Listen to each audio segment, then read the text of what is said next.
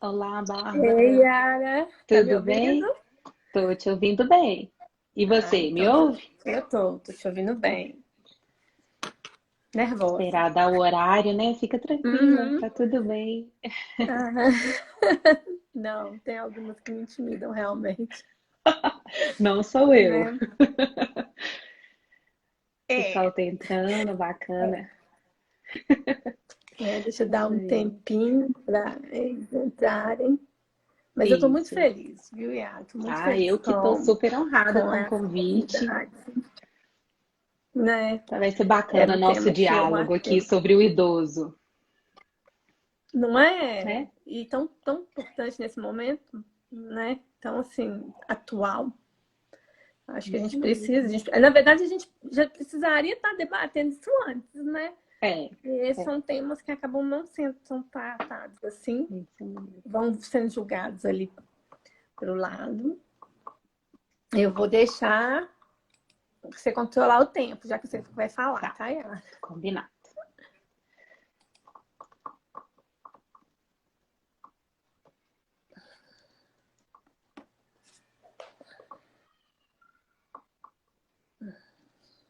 Acho que tá bem.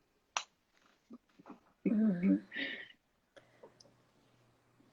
Tá faltando 2 minutos, né, pro horário que É, a vamos, gente vamos marcou. esperar um pouquinho, que a Obrigada gente. quem já entrou aí, mas vamos aguardar mais um pouquinho, né? É, a mãe vai dar. Vai dar. Deixa eu.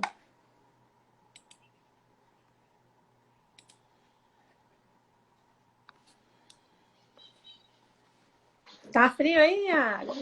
Não, tá Não. tranquilo hoje. Já esteve mais. Acho que semana passada tava mais frio aqui. Eu tô em Belo Horizonte, né? Em Ai. Ouro Preto tá gelado. Mas aqui em BH acho que tá mais tranquilo. Sete Lagoas é mais quente que aqui também, não é? É mais quente, mas eu moro em Olha, Chácara, minha então. mãe linda entrou. Mãe! Que ótimo! Ai, ai. Minha mãe é um público qualificado, né? Claro! Uai. É. E é importante, né? Não? Ei, Pacote, meu amigo, entrando aí também, que bom, que legal. É minha primeira live, viu, Bárbara? Eu não tô assim, expert, igual muitos estão, não, mas eu tô Ai, levando, né? com certeza, isso mesmo. A gente Oi, vai fazendo. Pacote. Eu achei que, de qualquer forma, está sendo bacana porque está democratizando as pessoas, o conhecimento das pessoas, né? Então, assim, É, tem muita coisa acontecendo, mas se você quiser, você tem opção de ir e de escolher e de aprender algo novo. Então, eu acho isso ótimo, né? Porque às vezes a pessoa fala, eu não tenho dinheiro para ir num congresso, ou o congresso é longe, eu não sei o quê. E eu acho que essas oportunidades de internet têm oportunizado para ampliar, né, para as pessoas terem acesso também. Então, eu acho bem bacana. isso mesmo. Muito bom. Então já deu 17 horas. Então, vamos. Gente, para quem não me conhece, meu nome é Bárbara. Eu sou a coordenadora do IBDFAN Núcleo Sete Lagoas. Acho que algumas pessoas aí já me conhecem.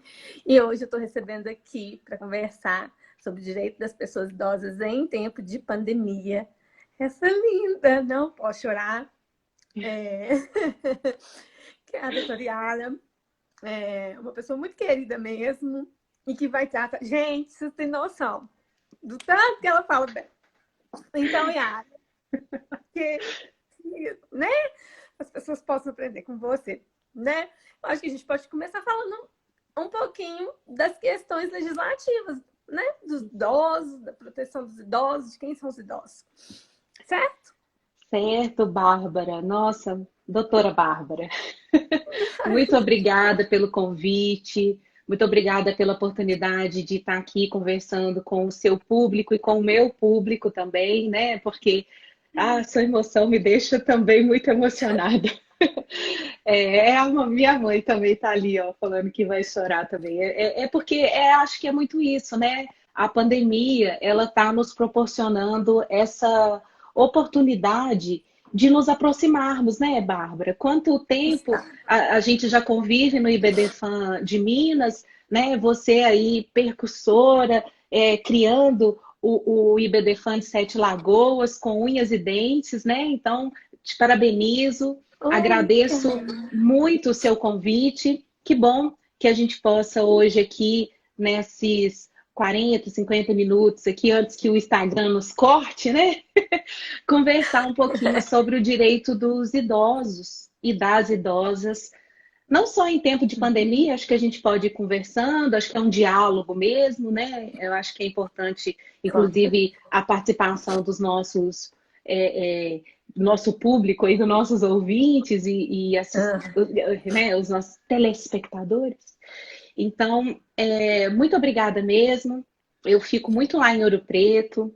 Essa pandemia está me mostrando justamente essa possibilidade de eu poder conversar com as pessoas de fora de Ouro Preto, de Belo Horizonte, de Uhum. Sete Lagoas, né, de outras cidades. Estejam todos aí e todas abraçados. Então, boa tarde a todas e todos. Muito obrigada pelo convite. Vamos falar um pouquinho do direito dos idosos e das idosas, né? É, eu queria só iniciar dizendo que a minha inspiração de estudos de direito dos idosos e das idosas é a partir da professora Maria de Fátima, Freire de Sá, né, e da professora Thaisa. As duas têm um livro que trata da questão dos idosos, né? Ei, Felipe! Felipe foi meu aluno e hoje é professor lá no Pitágoras, né? Olha que coisa linda da vida. Obrigada.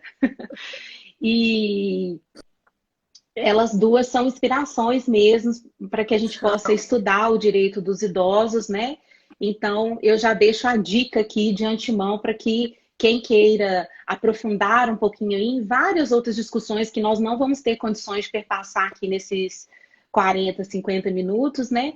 Que busquem a fonte do livro delas, Ensaios sobre a Velhice, que se chama, da editora Arraes, tá certo? Eu acho que a gente podia começar, Bárbara, falando ou explicando de quem é que nós estamos tratando, de quem estamos falando, né?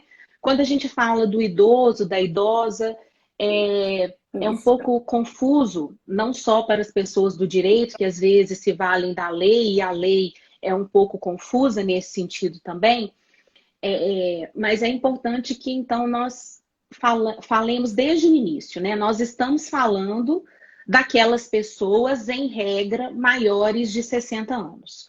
O Estatuto do Idoso, ele é aplicável aos maiores de 60 anos. Então, quando eu falo uma pessoa idosa, é todas aquelas que têm mais ou 60 anos completos, né? Mais de 60 anos.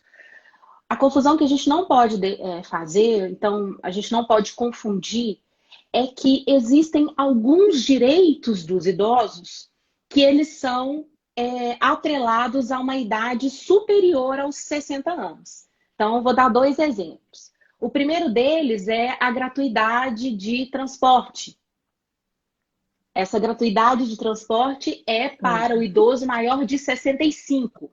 Então, veja, nós temos um arcabouço protetivo a partir dos 60 anos, mas alguns direitos específicos só a partir dos 65. Exemplo, a utilização da gratuidade de transporte. Lembrando do transporte urbano, porque se ele for interestadual, não basta a idade. Eu também tenho que ter, eu tenho uma interseccionalidade, uma dupla questão aí atinente à questão financeira. Tem que ter renda de 2 salários mínimos e etc. Né? E o outro exemplo que eu queria dar é uma hiperproteção ou um reconhecimento de hipervulnerabilidade ao maior de 80 anos. A lei, o Estatuto do Idoso diz, os maiores de 80 anos, eles têm uma proteção específica e preferencial em relação aos idosos de menos de 80 anos. Então, veja, por exemplo, numa fila de supermercado, de farmácia, aquelas prioridades do idoso. Se tiver um idoso com 80 anos, ele tem prioridade a um idoso de 60, 65, 70, 75. Né? Ele é, a partir dos 80 anos aí, reconhecido como hiperprotegido e uma hipervulnerabilidade dele. Então, acho que é muito importante a gente ter em mente. Não são todos os direitos para o idoso de 60 a 65 anos. Alguns, como o transporte, só a partir dos 65, e alguns outros, como uma prioridade acima dos próprios idosos menores de 80 anos, aos idosos acima de 80 anos. Então, esse é um primeiro ponto. Esse é o idoso do qual nós estamos aqui falando. E antes de entrar na reflexão acerca da legislação e dos fundamentos, como professor e pesquisador, eu tenho essa mania de ter metodologia, de ficar explicando de onde que vem para onde que vai, né? Eu queria fazer uma reflexão. Acho que é uma reflexão que cabe a nós duas, mas a todo mundo aí que está nos assistindo. As pessoas têm medo de envelhecer? Ei, André, as pessoas têm medo de envelhecer? Por que as pessoas têm medo de envelhecer? Eu escuto muito por aí assim, eu quero envelhecer, mas eu quero envelhecer bem. Qual que é o medo? Qual que é o medo de você não ter saúde, de você não ter... Qual que é o medo? Qual é o medo das pessoas em envelhecerem? Por que as cirurgias plásticas, estéticas, são tão usuais na nossa sociedade? Pelo menos antes da pandemia. Não sei se a gente vai mudar esses valores pós-pandemia. Espero que isso possa refletir, né, nas nossas questões. Mas será que a gente tem medo de envelhecer porque realmente a nossa população está envelhecendo? E será que a gente tem um histórico... É uma reflexão, né? Um histórico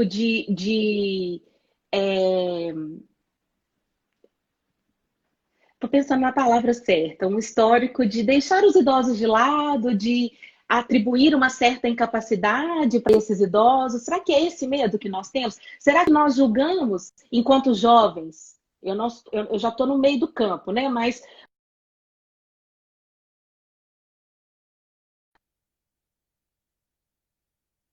medo de ser julgados pelos jovens futuramente? Sei, né?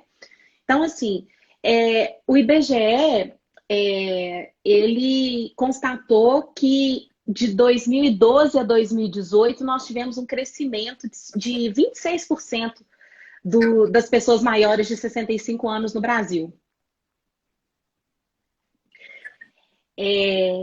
Nesse mesmo tempo, principalmente até 2017, nós tivemos um aumento de abandono dos idosos pela família em 33%.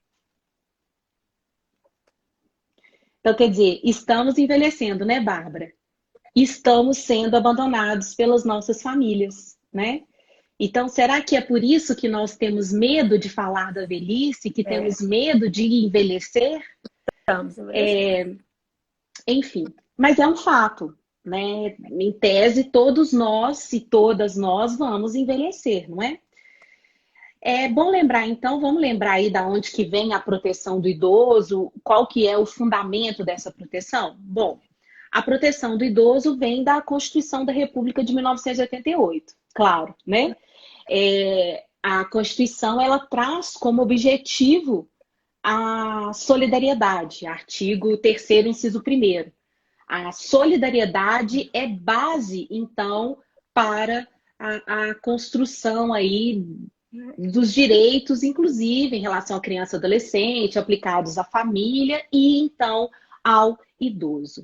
E aí, quando a gente chega no artigo 230 da Constituição, onde nós temos expressamente lá no capítulo 7º, a proteção à família, à criança, ao adolescente, ao jovem e aos idosos, nós temos essa proteção específica ao idoso. Então tá lá. E aí a gente já começa até a pensar naquele... Ah lá, Ramon, meu marido, entrou. A gente tem que olhar desde agora aquela ideia que você colocou na própria descrição da nossa live. Qual é o papel do Estado e qual é o papel da família? A Constituição já vai nos dizer. Porque ela dita assim, ó, artigo 230. A família, a sociedade e o Estado. Então, olha a ordem, né? Ela coloca uma ordem aí de preferência no cuidado ao idoso. Nós estamos falando especificamente do idoso, né? Então, a família, a sociedade e ao Estado. Então, o Estado é o último aí de proteção. Eu acho que a família, ela é a que está mais próxima, é a que vai cuidar de uma forma ou de outra que teria uma obrigação primeva, né, pelo próprio princípio da solidariedade familiar e solidariedade em geral, né, da Constituição, mas nós também temos um papel aí da sociedade, como sociedade, e um papel do Estado. O papel do Estado a gente vai ver muito no microsistema de proteção do idoso, na questão da saúde, na questão da previdência, né? Mas nós também temos um papel da sociedade. E eu tenho refletido muito sobre esse papel da sociedade a partir dos próprios estudos que eu faço da pessoa com deficiência. Daqui a pouco a gente vai falar um pouco dessa interseccionalidade. Oi, Renato. Nós vamos fazer uma interseccionalidade aí sobre idoso e pessoa com deficiência, né? Mas quando eu faço meus estudos sobre pessoa com deficiência, eu acabo compreendendo que o problema, que a discriminação, que o preconceito em relação às pessoas com deficiência, o que eu não tenho dúvidas que possa aplicar também aos idosos, vem da própria sociedade, né? Então, a gente tem que curar, a gente tem que modificar, a gente tem que perceber diferentemente. Não é a posição que o idoso tem, que a pessoa com deficiência tem, porque eles são assim, isso é intrínseco. Gente, a idade é intrínseca, né? Não tem como a gente mudar, é uma questão fisiológica. Então, o que a gente tem que mudar? O que a gente tem que curar? O que a gente tem que modificar para fins de consagração e, portanto, de preservação desses direitos constitucionais? A sociedade. É ela que tem que se educar para olhar para as pessoas, né, com deficiência, como eu disse, mas em especial aqui hoje, que a gente está falando do idoso, com um olhar de solidariedade. Então, essa educação deve vir da família, deve vir do Estado, mas ela precisa ser aí visualizada também do ponto de vista estatal. Então, a gente está lá no artigo 213 da Constituição, não é isso? A Constituição diz, então, a família, em primeiro lugar, a sociedade e o Estado têm o dever de amparar as pessoas idosas, assegurando sua participação na comunidade, defendendo sua dignidade e bem-estar e garantindo-lhes o direito à vida. Nossa, eu poderia, como se diz, a gente poderia fazer nossa live toda desse artigo 230, a gente não precisava falar mais nada, só ficar discutindo cada um desses pontos aqui. Daqui, por exemplo, eu tiro a própria questão da vulnerabilidade. O que é essa vulnerabilidade? Por que a pessoa com deficiência... Eu falo tanto de pessoa com deficiência, né? Por que a pessoa idosa, ela é vulnerável? O que a caracteriza como vulnerável, né? Eu acho que nós, principalmente nós que mexemos com o direito, mas a população em geral, por ser consumidora em si, lembram muito do conceito de vulnerabilidade do consumidor, né? Nós lembramos daquele conceito do consumidor. Então, a gente pensa, olha, vulnerável... Bárbara, eu falo muito, então você me interrompe, tá? Eu lembro da vulnerabilidade do consumidor. O consumidor, ele é vulnerável porque ele não tem todas as informações, ele é vulnerável porque ele está numa cadeia de hierarquia ali com o fornecedor, né, o produtor. Ele é vulnerável por várias situações. Só que quando a gente está trabalhando com o idoso no ponto de vista de microsistema de proteção, ele também pode ser consumidor. Não, tá ótimo. Tá bom. Mas nós estamos trabalhando aqui com ele na ideia de direito à vida, de direito a uma vida digna, de direito de construção da sua pessoalidade, de construção das suas ideias, de construção do seu projeto de vida. Quando a gente pensa nesse viés, aquela vulnerabilidade simplesmente informacional, educacional, hierárquica, ela não poderia se aplicar.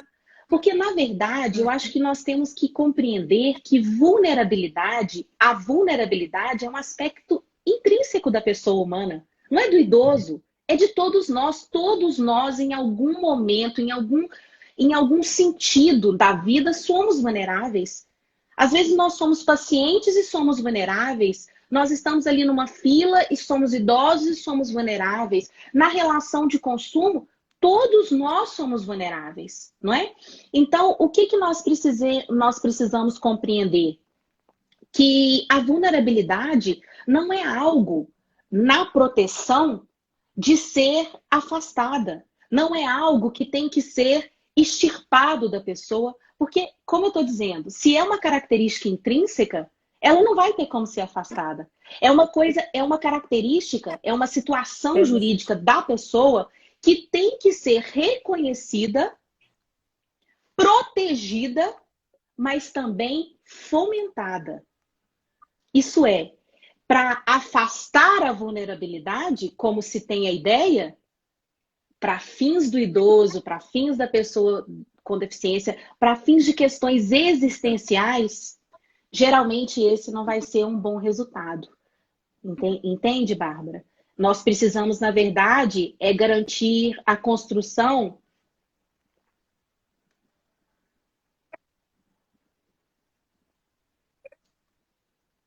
Você quer falar, Bárbara?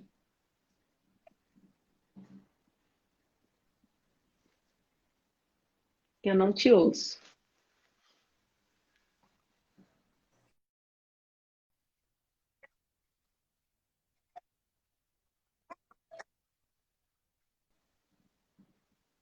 Eu não te ouço também, Bárbara.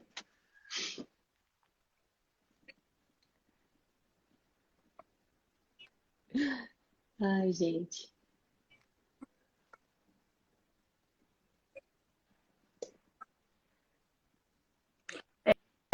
Você tá sem Eu ligo som. muito.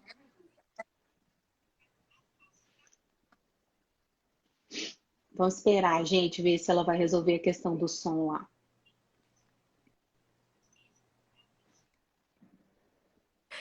Não, eu ia só dizer que eu ligo muito essa vontade à autonomia de vontade deles. Uhum. Você tá me ouvindo? E agora eu estou te ouvindo.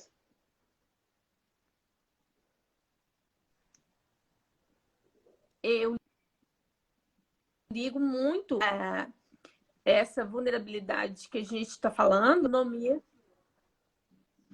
Gente, deixa eu botar um fone aqui então, porque vai com fone de novo. Ei, Yasmin. Tá.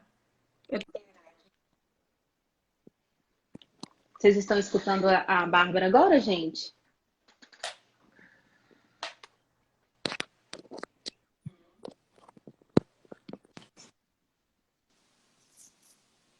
Eu estou. Sim, Ontem eu tive o mesmo problema. Eu acho que é o lugar que eu tô isso. ficando. Aham, entendi. Eu até mudei aqui para o Mas 4G achando que era a minha internet.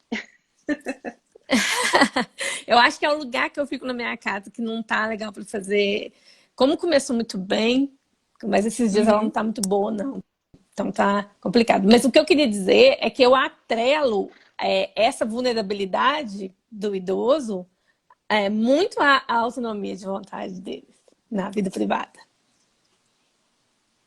Eu entendo que tá muito ligado ali. Tem um...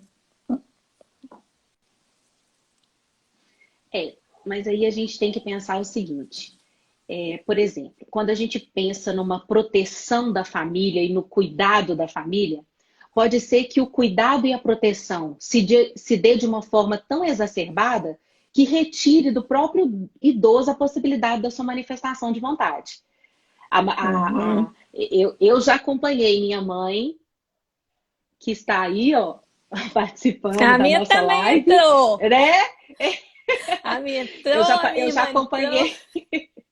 Eu já acompanhei minha mãe várias vezes em questões médicas, em que o médico olhava para mim e me falava sobre a questão de saúde dela. E eu viro para ele e falo assim, doutor ou doutora, você pode falar com ela, né? Porque o direito é dela, ela pode exercer o direito de exercer a sua autonomia. Agora, é claro, naqueles momentos que ela estava sem possibilidade de manifestar vontade, era eu quem manifestava essa vontade. Então, eu acho que a gente não pode, a partir do reconhecimento da vulnerabilidade do idoso ou de qualquer pessoa, qualquer vulnerabilidade, que nós pensemos na ideia, número 1, de afastamento, de extirpação. Doutora, Eu acho que não. nós temos, eu acho que nós temos que muito Doutora, não. mais pensar em reconhecimento das diversidades e, portanto, das várias É. formas de ser, igual eu disse, modificando os nossos preconceitos sociais mesmos em relação a todas as questões vulneráveis, porque todos nós, de algum modo, somos vulneráveis, né? E pensar que não podemos misturar um paternalismo exacerbado, um cuidado exacerbado, porque ele extirpa a autonomia privada, né? Ele extirpa a Uhum. possibilidade de manifestação de vontade das pessoas. Então, é nesse sentido que eu acho que a gente precisa revisitar aí o nosso pensamento acerca dos direitos do idoso. Essa minha fala não significa que nós não tenhamos que ter esse microsistema de proteção. Temos sim, e tanto que temos. É, inclusive, um microsistema muito bom. No final do ano passado, a gente teve audiências públicas falando sobre questão do idoso, e parece que sim, né, o direito dele acabou parando um pouco no tempo. Nós, como sociedade, não temos pensado muito no idoso, e a gente agora, na pandemia, que a gente vai falar daqui a pouco, né, nos deparamos com isso de forma mais Uhum. impositiva. E aí a gente vai deixar. Vamos falar de umas outras coisas antes, né? E depois, Uhum. daqui a pouco, a gente vai lá Eita, nossa. para a questão da pandemia, porque isso vai ser discutido lá também, né?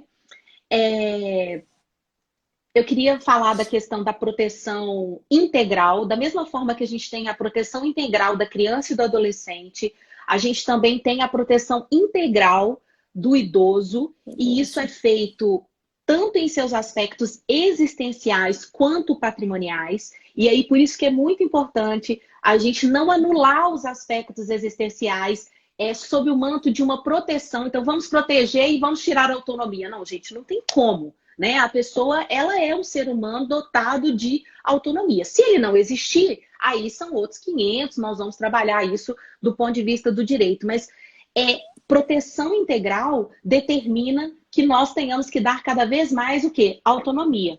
Se você pensar, Bárbara, se a gente puder fazer um paralelo, faz um paralelo aí com o Estatuto da Criança e do Adolescente. Vamos entrar no Estatuto do Idoso. Estatuto do Idoso, a Lei Uhum. 10.741 de 2003. De É 2003. aquela legislação, então, que vai regulamentar o artigo 230 da Constituição, não é isso? Isso. Vamos fazer um paralelo entre o Estatuto do Idoso e o Estatuto da Criança e do Adolescente. Quando a gente vê, quando a gente para refletir sobre as disposições do ECA, a gente vê que a todo momento o ECA dá autonomia para a criança, ele permite que a criança e o adolescente sejam ouvidos em audiência, ele faz com que as crianças e adolescentes tenham mais proteção e promoção dessa autonomia, não é? Agora vamos para o É. Estatuto do Idoso? É o contrário. Nós temos na lei posta uma ideia de vamos proteger e tirando a autonomia, vamos fazer isso e tirando a É. autonomia.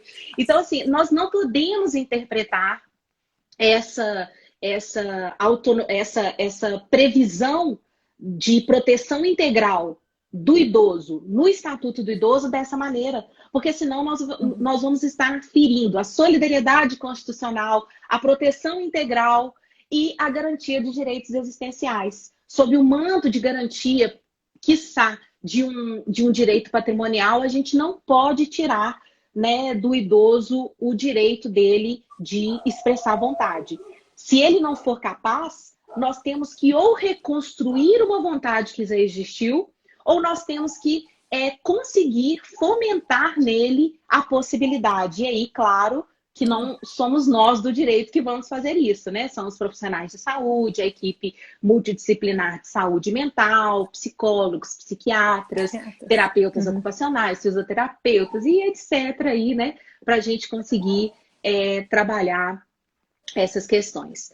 O artigo 3º do Estatuto do Idoso, ele fala que é obrigação da família, da comunidade e da sociedade. Repete o 213 naquela ordem. Então, quer dizer, em primeiro lugar é a família que tem que garantir os direitos e promover, portanto, os direitos das pessoas idosas, né? E depois a comunidade, vista aí como a sociedade, que nós já dissemos que precisa de ser alterada os seus preconceitos, não é isso?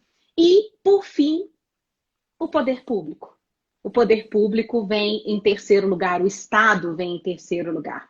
Então, primeiro a família, depois a comunidade, a sociedade e depois o poder público. Acho que é muito importante que a gente tenha essa visão. A gente não tem que recorrer diretamente em alguns pontos, em especial os existenciais, ao poder público. O poder público ele está em terceiro lugar. Ele vai atuar na saúde, ele vai atuar na previdência, ele vai atuar garantindo o transporte, por exemplo, né? Mas quem tem que buscar isso, quem tem que fazer com que a pessoa idosa consiga esses direitos é justamente a família, é ela que é o berço, né? Ali. Quer falar alguma coisa? Não, eu tô assim, aproveitando todo o conhecimento, como eu sempre faço, Tá, você me né? ajuda aí, que eu vi, passou umas perguntas, uns comentários aí. Renata, minha cunhada, também tá aí, ó. Eu fiquei um pouco perdida aqui, que eu tava numa falatória, aí se estiver, depois você volta aí. Eu queria tratar 2 pontos, então, agora, ainda dentro do Estatuto do Idoso, para depois a gente passar para questões da pandemia, já que a gente já está chegando aí aos 28 minutos, né? Aos 29 agora. A primeira coisa é importante a gente lembrar que o Estatuto do Idoso, ele trouxe uma alteração relativa aos alimentos. Porque os alimentos, em geral, né, do direito das famílias, aqueles alimentos legítimos que são fixados em razão do parentesco, que são baseados, olha, vamos falar de novo, no princípio da solidariedade e através da fixação do binômio necessidade, possibilidade, e ou do trinômio necessidade, possibilidade, proporcionalidade, né? No Estatuto do Idoso, a obrigação alimentar ela ganha uma característica diferente da lá do Código Civil dos alimentos legítimos. Por quê? Porque lá nos alimentos legítimos, então, quando eu não envolver idosos, a obrigação ela é subsidiária. Então, eu tenho que ir no meu ascendente de primeiro grau, se ele não puder, é que aí eu vou no ascendente de segundo grau, não é assim? E aí, um por um, apesar de ter aquela teoria que quando eu chamo os avós, que são os ascendentes de segundo grau, que eu deveria chamar das 2 linhas paterna e materna. Ei, B, meu irmão sócio-afetivo. Minha família tá toda aí, Bárbara. Tô super feliz. Tem o mesmo sobrenome que eu. É isso mesmo. É de um nome igual eu. Isso mesmo. E no Estatuto do Idoso, houve uma novidade, né? O Estatuto trouxe essa novidade, que é considerar a obrigação alimentar quando eu tiver aí o sujeito idoso, a pessoa idosa recebendo os alimentos, que a obrigação seria solidária. E aí causa uma discussão, né? Por quê? Porque só quando for o idoso? Porque a gente parte da solidariedade. Então, o idoso, a presunção né? O idoso, enquanto pai ou mãe, ajudou ali na assistência material dos filhos. Né? E agora, na maioridade, não é assim que as pessoas gostam de dizer, eu prefiro chamar o idoso mesmo, não tenho nenhum preconceito com esse nome. Os idosos precisam, quando precisam, da assistência dos seus filhos. E aí eles não precisariam demandar aquele que tem mais, eles poderiam, desculpa, eles não precisariam demandar todos aqueles, eles poderiam demandar o que recebe, o que tem mais condições, o que tem mais possibilidade, e aí os outros entram, então entra com ação de regresso contra esses outros, já que a obrigação é solidária. Lembrando, como eu repito sempre para meus alunos de forma exaustiva, que a solidariedade não se presume. Ela decorre da lei ou da vontade das partes, não é isso? E aqui no Estatuto do Idoso, ela decorre da lei. Então, é uma obrigação solidária legal. E a gente não tem como afastar isso, né? Por conta dessa previsão. É um benefício de reconhecimento da vulnerabilidade do idoso, né? E que facilita, claro, o pedido de alimentos para ele. Mas isso aí, fazendo aquele paralelo com o ECA não trouxe isso, né? Para criança, para adolescente, nós continuamos aplicando a obrigação subsidiária lá do direito das famílias, certo? O outro ponto que eu queria trabalhar com vocês aqui, Bárbara, conversar com você e com todos que nos assistem, todas aí que nos assistem, é a reflexão que o Estatuto da Pessoa com Deficiência trouxe. Não posso deixar de falar disso antes de entrar na pandemia, porque é meu tema caro, né? O que acontece?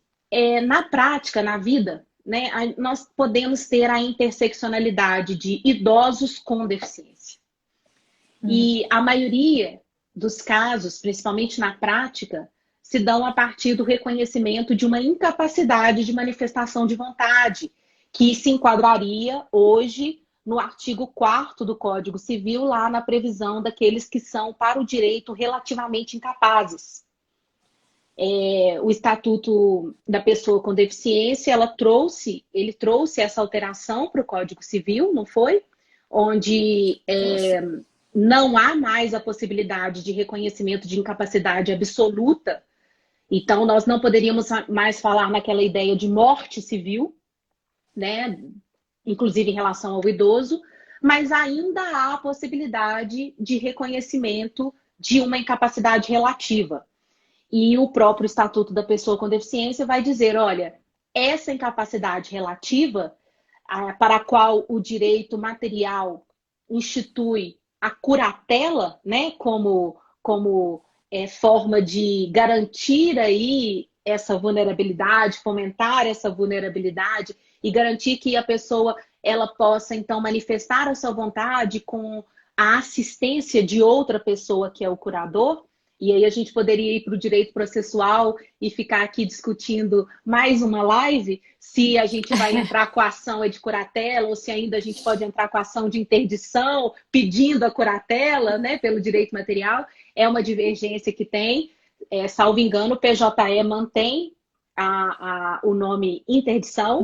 Né? Eu acho que... Eu entendo toda a pecha negativa que a ação de interdição traz, mas eu vejo a interdição como um meio processual. O meio material, que é esse de reconhecimento da incapacidade, é a curatela, que é conforme os ditames da Carta de Nova York, que é o Tratado Internacional de Direitos Humanos, que trata das pessoas com deficiência, enfim, né? Então, o que eu acho importante a gente frisar aqui? Idade maior de 60 anos, maior de 65 anos, maior de 70 anos, maior de 80 anos, não é sinônimo de incapacidade. Não é sinônimo. Isso é muito importante. Isso é muito importante para o preconceito, igual eu disse, social e familiar. A pessoa fez 60 anos, ela continua plenamente capaz. Ela só vai ser considerada, quiçá, relativamente capaz, e aí lembrando que o Estatuto limita para questões patrimoniais, né? Ele faz essa limitação para questões patrimoniais, justamente para questões patrimoniais. Também posso fazer uma live com você para discutir isso depois, porque eu acredito que na prática ele pode demonstrar que não tem discernimento para manifestação de vontade para questões médicas, por exemplo. Aí a gente pode falar isso lá na pandemia. Deixa eu andar rápido, porque senão daqui a pouco vai sobrar pouco para a pandemia. Então, é muito importante que a gente tenha isso em vista. E hoje, a avaliação dessa incapacidade não se dá apenas com um laudo médico com o CID indicando. O Estatuto alterou, né, o conceito de deficiência para fins do artigo 4º do Código Civil. Então, só é possível se reconhecer barreiras que impedem a pessoa de exercer os seus direitos em igualdade de condições com as demais pessoas a partir de uma equipe multidisciplinar. Qual é o problema disso? Nós não temos o aparelhamento nos tribunais para que se faça essa avaliação multidisciplinar. Então, o que nós vamos ter que fazer? Nós vamos ter que fazer uma denúncia do Estado brasileiro na Corte Interamericana de Direitos Humanos por descumprimento de um tratado internacional de direitos humanos. Eu acho que essa é a solução. Enquanto isso, nós estamos ainda na prática aplicando aquele modelo anterior, o modelo de que bastava um laudo médico com CID. Então, isso é aplicado muito aos idosos. Todos os dias, né, no nosso grupo aí da Comissão de Direito das Famílias, a quem eu dou um abraço, quem estiver assistindo aí da Comissão de Direito das Famílias da OAB de Minas, sempre vira e mexe, eu falo todo dia exagerando, né? Mas vira e mexe tem lá uma pergunta. Eu posso, basta eu entrar com um laudo? Eu posso, então, apresentar um laudo? Gente, pode. O juiz vai aceitar porque é o que ele tem. Inclusive, ele não vai ter uma equipe multidisciplinar lá à disposição dele. Eu imagino em Sete Lagoas, mas lá em Ouro Preto, por exemplo, nós temos, salvo engano, uma assistente social. Nós não temos psicólogo hoje, os médicos são todos cadastrados, né? Então, assim, é muito complicado fazer valer direitos humanos no Brasil, né, gente? Então, eu acho que é uma luta que a gente tem que fazer, inclusive na classe dos advogados mesmo, que são advogados e advogadas, que são as pessoas que estão ali na prática cotidiana, né, de exigir dos tribunais e etc., essa equipe multidisciplinar, porque é assim a rede é o tratamento de saúde mental no Brasil hoje. Então, enfim, aproveitei esse momento para deixar essa reflexão também, né? É importante que sai na cabeça de todo mundo. Idade não é sinônimo de incapacidade. A incapacidade ela tem que ser devidamente reconhecida no laudo multidisciplinar. Bárbara, você tinha falado comigo da questão da adoção do idoso, não foi? Isso, Que vocês fizeram ontem na live ontem. Fizemos uma live em que isso foi discutido, e aí a gente, né, é um pouco diferente, embora a gente, né, você não tem instituição de poder familiar, né, é um pouco diferente. Então, aí o Zé falou alguma coisa, mas ela falou assim, a Yara tem mais condições técnicas porque também isso é novo, isso é muito novo. Então, assim, as pessoas não sabem, nós ainda não estamos, né, nós estamos começando a entender esse processo, né, dessa adoção de idosos. E eu sou uma pessoa reflexiva, né? Eu estou muito mais aqui para instigar vocês a pensar, apesar de eu falar bastante, eu estou muito mais aqui para que vocês pensem do que para trazer respostas, mas eu vou tentar, né? Então, primeiro eu vou fazer a reflexão. Por que a gente está falando em adoção de pessoas idosas? Porque as pessoas idosas estão o quê? Sem amparo de uma família originária, né? A família que está aqui no artigo 230, que está aqui no artigo 3º do Estatuto do Idoso, aquela que, em primeiro lugar, deveria garantir o direito à vida digna da pessoa idosa, não está dando conta. Então, a gente já começou a falar em quê? Vamos falar de famílias substitutas. É interessante porque, na verdade, o Estatuto do Idoso, ele já fala em família substituta. E se você for refletir, por que a gente faz essa ligação de que a lei de adoção é só para crianças e adolescentes, né? Porque lá fala que o Código Civil ele revogou todas as disposições sobre adoção e remete ao ECA o processo de adoção, né? Isso. É possível a adoção de pessoas maiores de idade, maiores de 18 anos. Então, por que não seria a possibilidade de adoção de idosos? Mas não é assim que se enxerga. Parece que realmente o Estatuto da Criança e do Adolescente, na parte de adoção, que foi alterado em 2009, conforme o Dr. José Roberto disse aqui ontem, né? Ela é uma lei muito mais aplicada a crianças, a adolescentes e a jovens. vamos dizer assim, né? Mas a gente tem mais dificuldade de enxergar para as pessoas adultas e muito mais para as pessoas idosas. Então, desde o ano passado já tem um movimento no Congresso Nacional, inclusive com participação do IBDFAM, de proposição de um projeto de lei, vou falar com vocês qual é o projeto de lei 5532, 5.532, de 2019. Eu peguei essa informação na agência Câmara de Notícias. Ei, Rodrigo Barros, meu aluno, meu ex-aluno, agora advogado, porque aluno nunca deixa de ser aluno, sabe? E eu vi essa notícia no site da Câmara dos Deputados e lá falava que esse projeto ele foi submetido a uma audiência pública em dezembro do ano passado. Ele tem o objetivo de criar a ideia de acolhimento, curatela ou adoção a partir de famílias substitutas das pessoas idosas. Então, é um projeto específico para tratar de pessoas idosas. E aí o IBDFAM, que não poderia deixar de participar de uma discussão como essa, de um projeto de lei tão caro como esse, né? Ele fez uma proposição específica. Ele falou assim, olha, além de tratar de acolhimento, de curatela e de adoção, porque, na verdade, o acolhimento em casas de repouso, casas para idosos e etc. Além da curatela, que já está prevista no ordenamento, a gente até falou um pouquinho dela aqui já. E da colocação em família substituta, que também está prevista no próprio Estatuto do Idoso, o IBDFAM ele pediu para que se incluísse nesse projeto de lei um outro instituto, que é o Instituto do Apadrinhamento, que é a mesma coisa que se faz com crianças e adolescentes, né? Principalmente agora na pandemia, aí já estou falando de pandemia de novo. Agora na pandemia, para a gente tirar um pouco as crianças e adolescentes dos abrigos, né?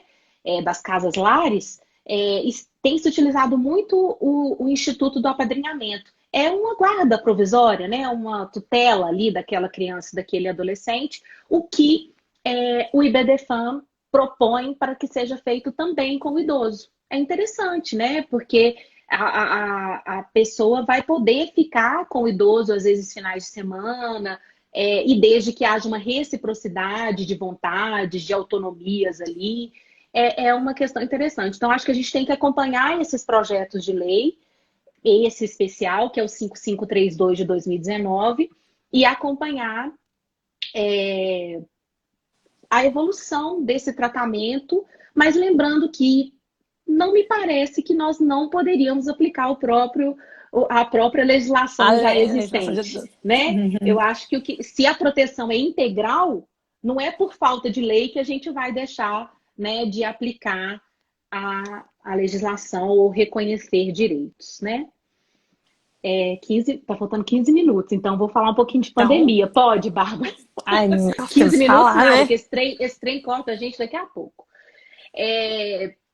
Então, aí depois de falar isso tudo, da gente frisar questões de vulnerabilidade, questões de adoção, questões de cuidado da família, do Estado, da saúde, da previdência, a gente chegou no momento de pandemia, né? E aí lembra aquela reflexão que eu fiz lá no começo, né? Nós temos medo de envelhecer, nós todos, sociedade, temos medo de envelhecer e temos medo por quê? Porque a gente viu, a pandemia chegou e o que a gente fez com os nossos idosos? Trancamos, né? Retiramos direitos. A gente fez tiramos autonomia de vontade, né? A gente... Não, autonomia de vontade. A gente fez com eles o que a gente acha que deveria ser feito, né? Que é o quê? Deixar eles dentro de casa. Eu tô passando isso com minha mãe e com meu pai. Eu tranquei os dois dentro de casa. Aqui também. Não é? E meu pai fala, eu sou idoso, eu tenho direitos. Tá certo.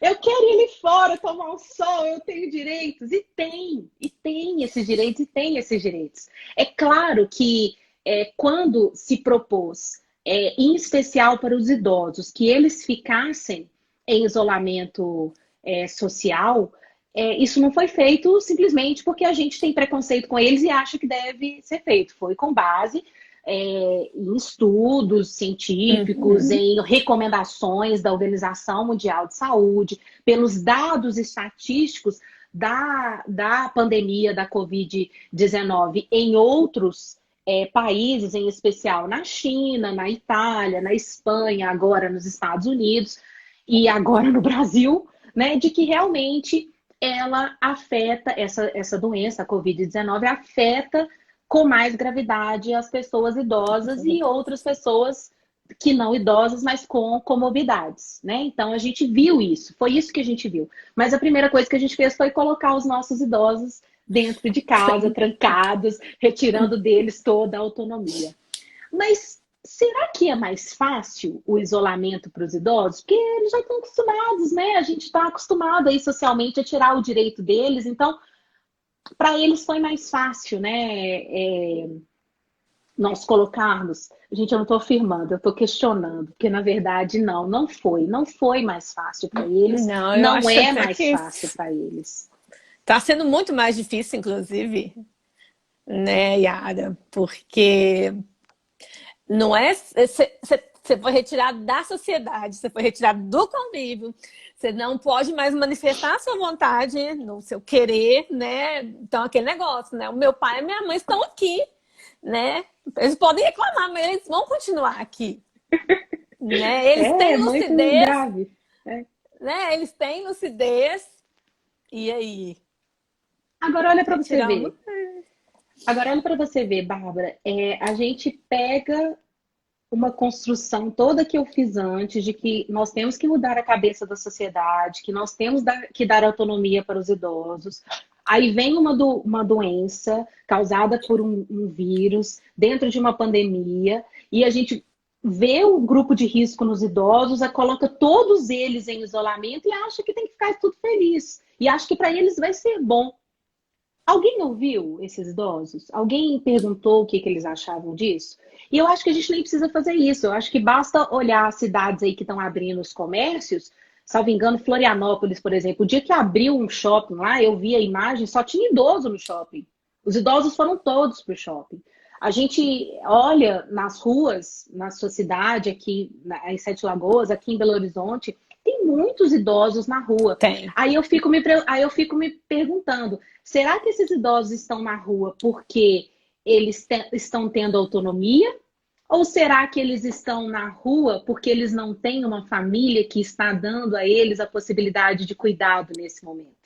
Porque é uma outra reflexão que a gente tem que fazer. Por exemplo, os meus pais não estão indo ao supermercado porque eu estou indo para eles, né?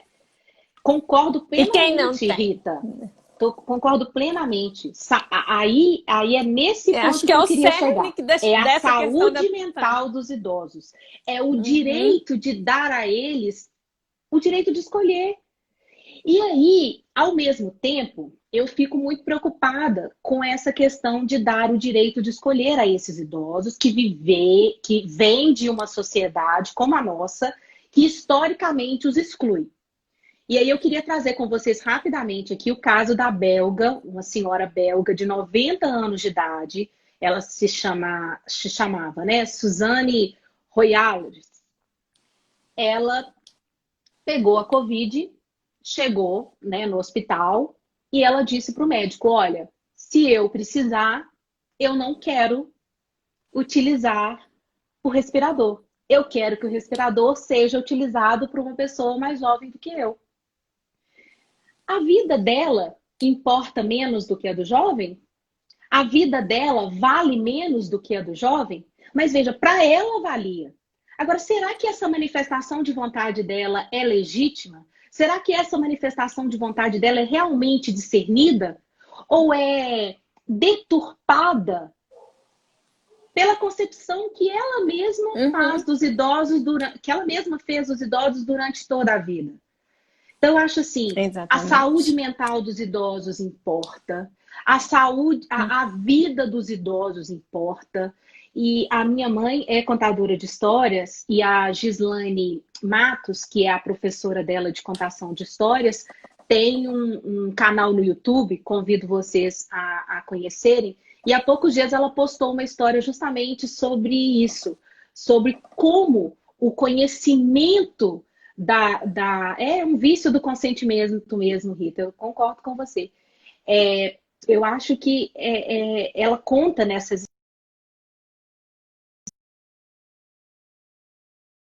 da história de vida, da sabedoria dos idosos. Nós não podemos deixar isso morrer simplesmente por causa de uma Uhum. pandemia, né? Concordo plenamente, Rita. Rita, a gente De está jeito alinhada. nenhum.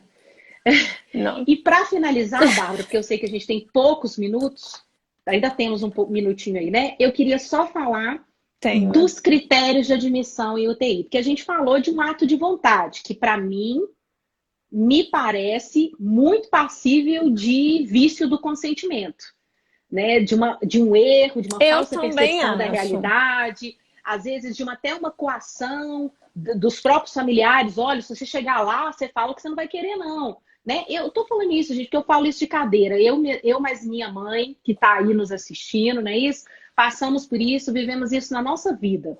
Minha mãe disse a vida inteira: não quero ser entubado. Se for para ser entubado, não quero, quero morrer, quero fazer testamento vital para que eu não. Diretivas antecipadas de vontade para que eu não entube.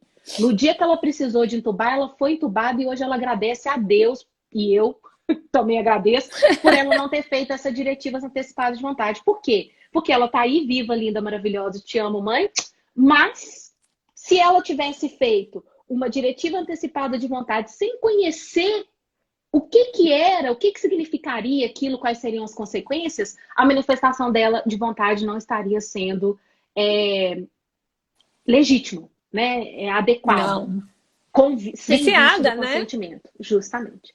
Então, eu Uhum. acho assim, a gente tem trabalhado muito isso nos diálogos, eu, o Bruno e a professora Maria de Fátima, que eu convido vocês a conhecerem o Instagram do CEBID, o meu Instagram. Linda. Ei, Tereza. Ah, minha E, tia! é, e aí, Eu tô de dúvida. convido vocês mesmo a conhecerem que a gente tem feito esses diálogos lá, inclusive sobre a seleção de pacientes. E nós temos documentos internacionais, seja na Europa, seja aqui na Comissão Interamericana de Direitos Humanos, dizendo que o critério etário não pode ser um critério utilizado para escolhas em admissão em UTI, né? E eu acho que a gente precisa que o Conselho Federal de Medicina se manifeste como o Conselho Regional de Medicina do Rio de Janeiro já se manifestou, orientando os médicos e médicas que estão ali na linha de frente, para que não adotem critérios, né, Etário. excludentes, discriminatórios relativos à idade, à deficiência, entre outros.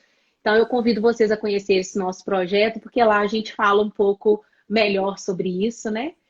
E acho que é Inezinha isso. é minha mãe, Yara. Ei, Nezinha! Ai, Inês. é tão bom a gente estar no IBD Fan, porque a gente fala de família, né? Então, que bom ter Não várias é, pessoas da família aí, né? exatamente. Eu concordo Val, com aquela você, que. Cristiane, né? Cristiane Lara. Isso mesmo, eu concordo plenamente. Vida não é proporcional à idade. Toda vida tem É. valor, né? Acho que é muito importante a gente ter Não, e essa ideia. não sei se você repara, fiz um curso do próprio BDFAN sobre questão de idoso, né? E aí, assim, foi muito interessante, porque a própria palestrante, ela disse a idade dela, ou seja, acima de 60 anos, e ela falou assim, gente, eu tô aqui, eu estou produzindo. Eu tenho Justamente. eu não posso sair, preciso dos cuidados, estou sem ver minha família e tal, mas eu tô lúcida, eu me locomovo, eu tomo banho, eu cozinho, eu faço tudo. Então, assim, né? Como que existe de fato um preconceito? Porque ela falou, tá, eu tenho mais. E aí? Eu produzo, eu contribuo com essa sociedade. E ela Justamente. até falou, inclusive estou sozinha, porque eu tenho capacidade para estar sozinha no meu apartamento. Então, assim, né, igual ela falou, estou sozinha e tá tudo tranquilo. Né? A Então, a falsa gente tem percepção. que reconhecer essa autonomia dos idosos, a gente tem que mudar a visão nossa como sociedade, né, em relação aos idosos e garantir de fato a solidariedade constitucional